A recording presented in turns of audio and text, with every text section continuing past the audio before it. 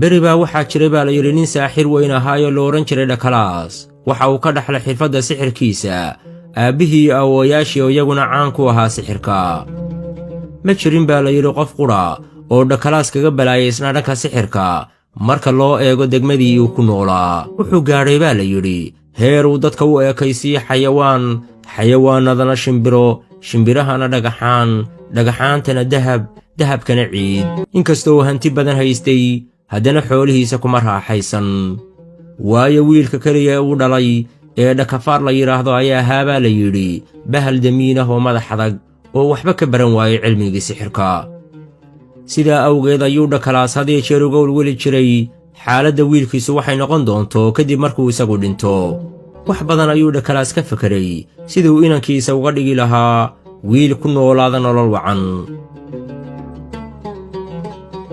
maalintii dambe ayuu is yidhi oo maad inankaagaba ka dhigatid boqor awood badan. laakiin isagoo isticmaalaya sixirka sidee buu inankiisa uga dhigi karaa boqor? runtii waa arrin u baahan fikrad iyo xeelad. Dhakalaas waxa uu ahaa ninaan ka caajisin khidadaha iyo khiyaamada sixirka. wuxuu dejiyey qorshe sare oo wiilkiisa kaga dhigan karo ninka u arrimiya arladii uu ku noolaa. dhinaca kale waxaa jiray boqor aad iyo aad u jecel ururinta waxyaabaha la yaab kale ee mar iyo dhif la helo.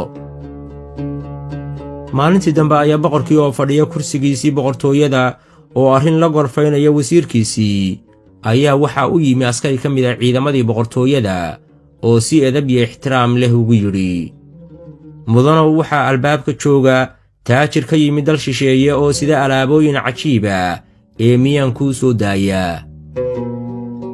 boqorkii baa yidhi, soo daa balaan arkay wuxuu sidee. waxaa soo galay nin gadh weyn leh oo madaxu ciroobay oo daal iyo diifi ka muuqato. wuxuu sitay sanduuqa filan oo alaabi ka buuxdo. ninkii baa soo ag fadhaysay boqorkii oo inta uu furfuray sanduuqii soo saaray alaabtii ku jirtay. boqorkii markiiba ishiisu waxay qabatay baakidh yar oo sanduuqa ku dhex jiray oo dusha ay kaga qoran yihiin xuruufo afqalaada ah.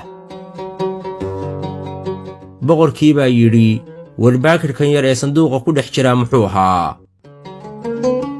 ganacsadihii baa ku jawaabay, mudanow baakidhkan waxaa iga iibsaday ganacsade kale oo lacagtiina ii hormariyey, laakiin haddii aad rabtid adigu bilaash iyo lacag la'aanba ku qaado. markaasuu boqorkii hoos isula hadlay oo yidhi, wallee baakidhkan yar waxaa ku jira waa wax la yaab leh oo sir ah. waa inaan qaataa oo sirtana kala baxaa. sidaas buuna boqorkii baakidhkii ku qaatay.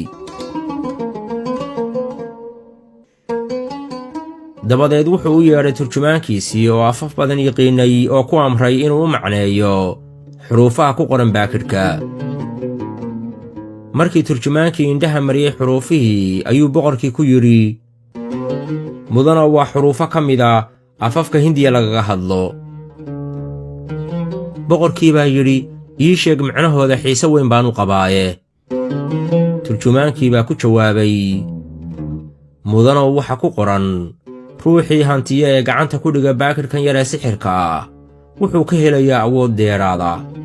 gudaheeda waxaa ku jira ciid khafiifa oo haddii hawada la raaciyo oo qofku uu dhaho muta'abbir, wuxuu qofkaasi isu beddeli doonaa xayawaankii uu rabo. wuxuuna fahmi doonaa afafka xayawaannada.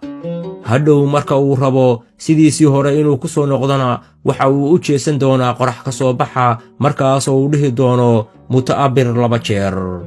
wuxuuna ku soo noqon doonaa sidiisii hore. boqorkii baa aad u qoslay oo yidhi isagoo wasiirkiisii la hadlayaa, war waa inaynu wadajir u tijaabinnaa qorshahan ashqaraarka leh. oo maxaa inoo diidayaa inaynu hawada sare u duulno iyadoo sixirka shimbira inaga dhigayo? markaasoo aynu shimbiraha hawada sare duulaa dhinac duuli doonno, innaga oo weliba fahmanna afkooda.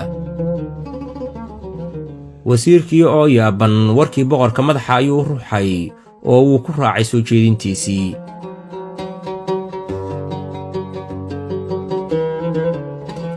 maalintii dambe ayaa boqorkii iyo wasiirkii bannaanka tamashla ugu baxeen maalintaasoo hawadu aad u wanaagsanayd. markii magaaladii hal cabbaar ah ay ka fogaayeen ayay arkeen 2 shimbirood oo qurux badan oo geed dheer dushii ku sheekaysanaya. markaasaa intuu boqorkii istaagay buu yidhi, alla shimbirahaasi wanaagsanaa oo wacana. wasiirkii baa yidhi, waa runtaa, waa shimbiro wanaagsan, weliba way sheekaysanayaan. boqorkii baa yidhi, haddii aan garan lahaa afka shimbiraha waxaan su'aali lahaa wax badan, waxaan dhegaysan lahaa waxayna yidhaahdaan.